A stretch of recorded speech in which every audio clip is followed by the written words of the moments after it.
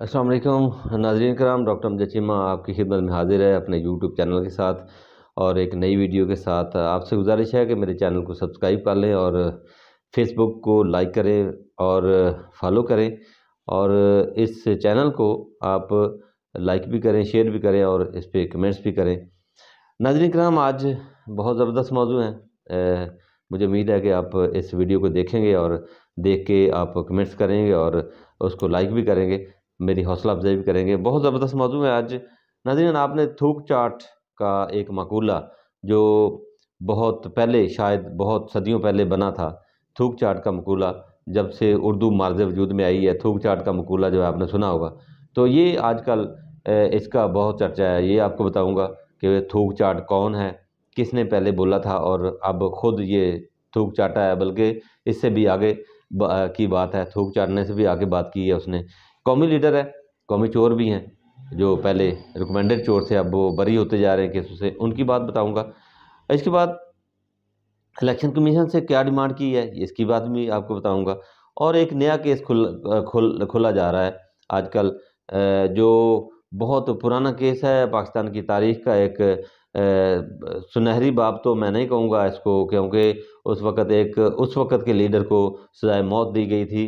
ये एक बहुत बड़ा अलमिया था उस वक़्त। भुट्टो को सज़ा दी गई थी, फांसी की सज़ा दी गई थी, और वो कौन से किरदार थे, उन किरदारों का बात भी करेंगे आजकल, क्योंकि ये केस खुला जा रहा है। क्यों खोला जा रहा है, इस पे भी हम बात करेंगे। और आपको बताऊंगा कि आज की जो ताज़ा तरीन इलेक्शन कमीशन की बात है वो भी आपको बताऊंगा। ये बल्ले का निशान जो है यू खान से छीना जा रहा है, छीनने की कोशिश की जा रही है। इसके पीछे क्या बात है, इसकी पूरी आपको डिटेल के साथ आपको बताऊंगा सारी बातें। तो सबसे पहले आइए बात करते हैं थूक चाट की। जैसे मैंने अभी आपसे कुछ देर पहले कहा था कि थूक चाटना एक मकूला है उर्दू का, और ये बहुत पुराना है। मुझे इसकी हिस्ट्री पे नहीं जाना, लेकिन थूक चाट हमें नज़र आ रहा है आजकल। अब से कुछ देर पहले, बल्कि कुछ देर पहले नहीं, जब जब चौधरी शुजात चौधरी बरदरान ने मुशर्रफ की हमायत की थी, और उस वक़्त नून लीग बनी थी और काफ लीग बनी थी, इस हवाले से वो ये जो ख़ानदान है, शरीफ ख़ानदान है, नवाज शरीफ, ये चौधरीयों के बहुत ज़्यादा ख़िलाफ़ हो गए थे, क्योंकि इन्होंने नवाज शरीफ को छोड़कर मुशर्रफ की हमायत की थी और फिर हुकूमत भी बनाई थी। उस वक्त नवाज शरीफ ये कहा करते थे कि अगर मैं शुजात से बात करूं तो मैं ऐसे है जैसे अपना थूका हुआ खुद चाटूं। अब इतना अरसा गुजर गया, अब आप खुद लगा लें अंदाज़ा कि कितना अरसा है। 2002 में ये मुंतखब हुए थे, पहली दफ़ा इलेक्शन हुए थे, काफ लीग उसमें जीती थी और काफ लीग का वज़ीर आज़म बना था, वज़ीर आला परवेज़ इलाही पंजाब में बना था।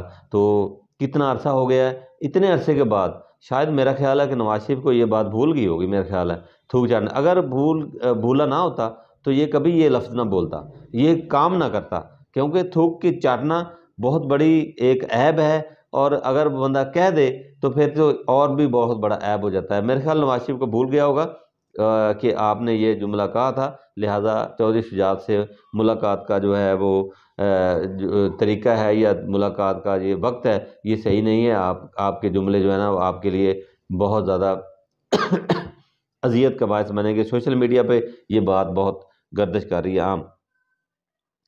इसके अलावा नवाज शरीफ ने एक और बात भी की है, वो ये है कि बल्ले का निशान जो है वो इलेक्शन कमीशन से कहा है, दरख्वास्त की है, जब तक बल्ले का निशान होगा वो इलेक्शन का बाईकाट करेंगे। ये क्या बात है, ये भी, इस पे भी हम बात करेंगे। और एक और बात की है नवाज शरीफ ने, गुजारिश किया बल्कि हुक्म लगाया है मादर चाहता हूँ,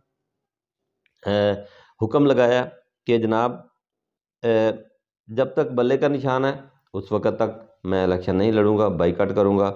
इसके अलावा उन्होंने ये भी कहा है कि कोई भी पाकिस्तान तहरीक इंसाफ का कोई भी इलेक्शन में अगर बंदा हुआ तो नवाज शरीफ इलेक्शन नहीं लड़ेंगे, बाईकाट करेंगे।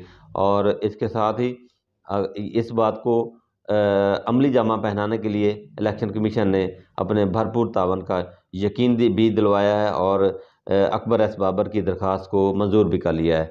और दिलचस्प बात यह है कि एक मेंबर ने इस दरख्वास्त को मुस्तरद कर दिया था, اور جو اس کے سربراہ ہیں انہوں نے اس کو منظور کرتے ہوئے اب ہیئرنگ کریں گے، سماعت کریں گے اس بات پہ کہ یہ جو الیکشن ہوا ہے یہ غیر قانونی ہوا ہے، یعنی الٹرا پارٹی الیکشن جو ہے یہ غیر قانونی ہوا ہے، اور اس کو سماعت کر کے اس کو غیر قانونی قرار دے کے واپس پھر جو پرانے چیئرمین ہیں، بانی ہیں پاکستان تحریک انصاف کو، ان کو چیئرمین بنایا جائے گا تاکہ ان سے بلے کا نشان جو ہے وہ چھینا جائے۔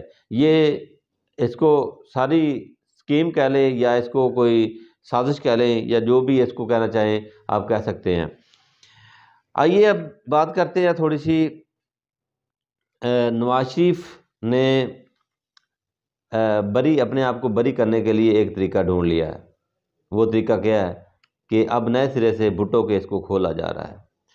سالوں پہلے بھٹو کو پھانسی دے دی گئی تھی، ایک ڈکٹیٹر نے اس وقت کچھ کرداروں سے مل کر پھانسی دے دی تھی، اور اب تک وہ کیس دوبارہ نہیں کھلا۔ پیپل پارٹی کے پہلے دور میں کھلنے کی کوشش کی، لیکن وہ کیونکہ کھولنا نہیں چاہتے تھے اس لیے انہوں نے نہیں کھولا۔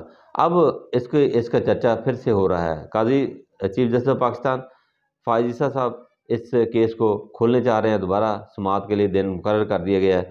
اس کے پیچھے کیا راز ہے؟ وہ یہ ہے کہ نواز شریف کو بری کرنا ہے، اس کی کیس کی مد میں نواز شریف کو بری کرنا ہے، اور جو کیس تھوڑے بہت رہ گئے ہیں اس کو بری کرنا ہے، یہی مقصد ہے اس کا، کیونکہ ان کو لایا اس لیے گیا ہے کہ اس کو وزیر اعظم بنایا جائے گا کیس سارے بری کر کے۔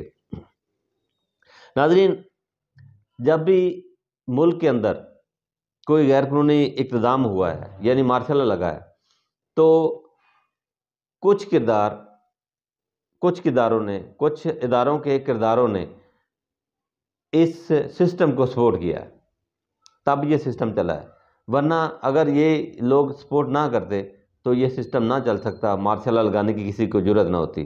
مولوی مشتاق جیسے کردار وہ کردار ہیں جو اس سسٹم کو سپورٹ کرتے ہیں، وہ کردار ہیں جنہوں نے بھٹو کا عدالتی قتل کیا، جنہوں نے بھٹو کو سزائے موت سنائی، حالانکہ قانون دان کہتے ہیں کہ ذوالفقار بھٹو کی سزا جو ہے وہ موت نہیں بنتی تھی۔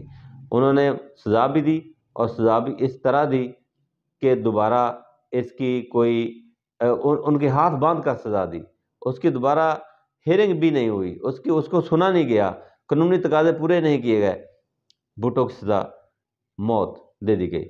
ان کرداروں نے دی ہے، جو مولوی مشتاق جیسے کردار آج بھی زندہ ہیں، جو آج بھی مری میں ملاقاتیں کرتے ہیں، ایک مجرم سے، ایک قومی مجرم سے 900 ارب روپے کا قومی مجرم ہے، اور سب سے بڑا المیہ یہ ہے کہ میں پچھلی ویلاگ میں کہہ چکا ہوں کہ 900 ارب روپے کی تحقیق کے لیے ثابت کیا ہے کہ یہ چور ہے، سزا ہوئی ہے عدالت کے اندر کہ یہ چور ہے، لیکن اس کے باوجود اس 900 ارب کو ٹریس کرنے کے لیے، اس کی تحقیق کرنے کے لیے اس پہ خرچ آیا جناب پاکستانی قوم کا 67 ارب روپیہ، یعنی 67 ارب جو ہے وہ اس تحقیق کو کرنے کے لیے، اس تحقیق کو مکمل کرنے کے لیے نیب کا اس پہ خرچ ہوا ہے 900 ارب روپیہ کو۔ اب 900 ارب بھی نہیں ملا، اور 67 ارب جو ہے وہ بھی پاکستان قوم کا جاتا رہا ہے۔ ناظرین، یہ تو آج کا ویڈیو تھی، انشاءاللہ کوشش کروں گا نئی ویڈیو کے ساتھ آپ سے ملوں۔ اللہ حافظ۔